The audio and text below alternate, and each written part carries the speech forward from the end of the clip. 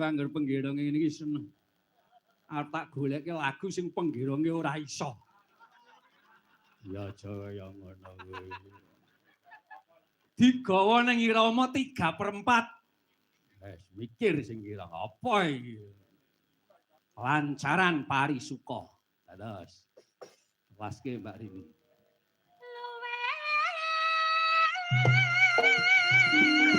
Mabre sing padha prihatin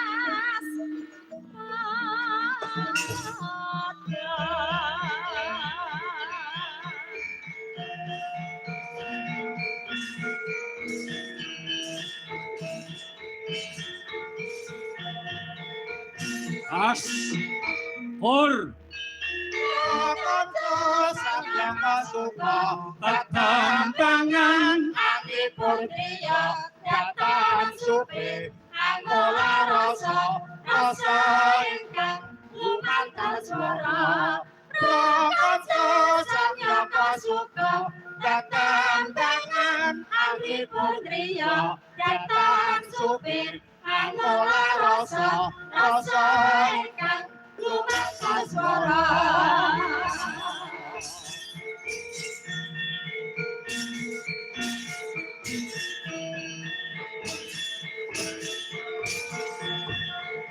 As Pur Kanca samyaka suka tetambangan ati putriya datang supi angola rasa ingkang lumantar swara kanca samyaka suka tetambangan ati putriya datang supi angola rasa ingkang lumantar swara.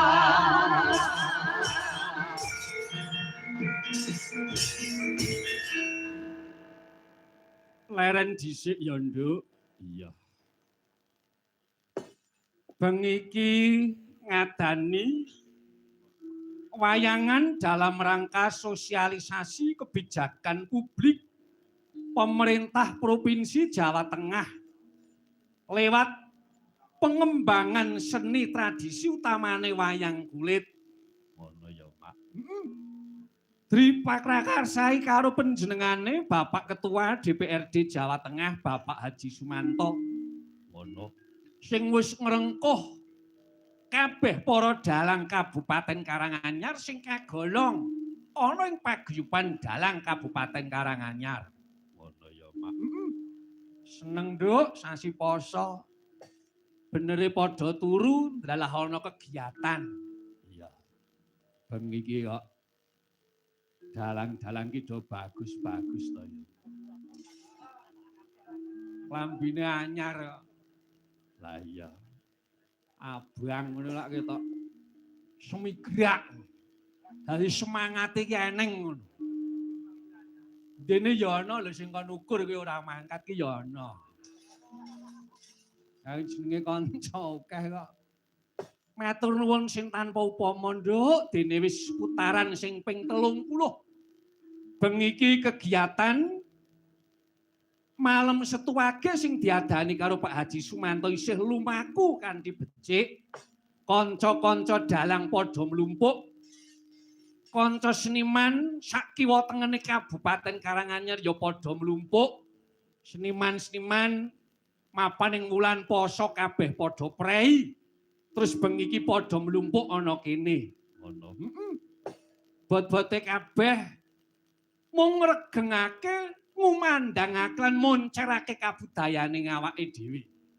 Wayang kulit sing tetelane wis diakoni karo jagat, diakoni karo dunia lewat Badan Pendidikan Dunia UNESCO.